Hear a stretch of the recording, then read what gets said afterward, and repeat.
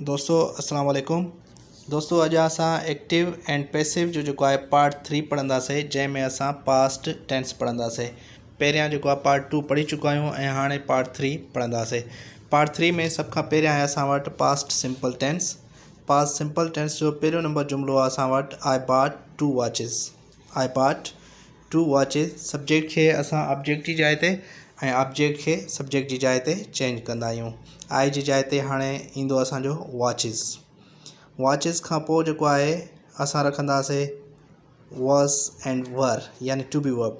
हाणे 2 वॉचिस असां वटि ॾिनल आहे। आई बॉट 2 वॉचिस। 2 वॉचिस जेके आहिनि असांजा ऑब्जेक्ट आहिनि। हाणे 2 वॉचिस सां गॾु वर ईंदो।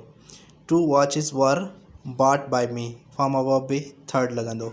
उन खां पोइ ॿियो नंबर जुमिलो आहे she did not repair this pen. हाणे दिस पेन जेको असांजो ऑब्जेक्ट आहे, this pen was not repaired by her. हाणे दिस पेन सां असां वॉज इस्तेमालु कयो आहे छो जो दिस पेन जेको असांजो छा आहे, सिंग्युलर आहे। उन खां पोइ टियों नंबर जुमिलो आहे why did you take tea. Why did you take tea. हाणे इहो जुमिलो असांजो थींदो why was tea taken by you. You जेको आहे चेंज न थींदो, सेम रहंदो एक्टिव खां जॾहिं पैसिव में चेंज कंदा आहियूं। ॿियो नंबर आहे असां वटि पास्ट कंटिन्यूअस टेंस। हाणे पास्ट कंटिन्यूअस टेंस जा जुमिला असां एक्टिव खां पैसिव में चेंज कंदासीं। पहिरियों नंबर जुमिलो आहे I was reciting the holy Quran. हाणे होली क़ुरान असांजो ऑब्जेक्ट आहे। पहिरियां असां खणी ईंदासीं ऑब्जेक्ट खे सब्जेक्ट जी जाइ ते द होली क़ुरान। हाणे द होली क़ुरान जेको सिंग्युलर आहे, इन सां गॾु असां वॉज इस्तेमालु कंदासीं। The holy Quran was. Continuous जो जुमिलो आहे बींग जो इज़ाफ़ो कंदासीं ऐं form of verb third. By खां पोइ असां ऑब्जेक्ट रखंदासीं। हाणे जुमिलो असां चेंज कंदासीं the holy Quran was being recited by me. ॿियो नंबर जुमिलो आहे असांजो he was not taking a bath. A bath was not being taken by him. टियों नंबर जुमिलो आहे was she seeing my shirt.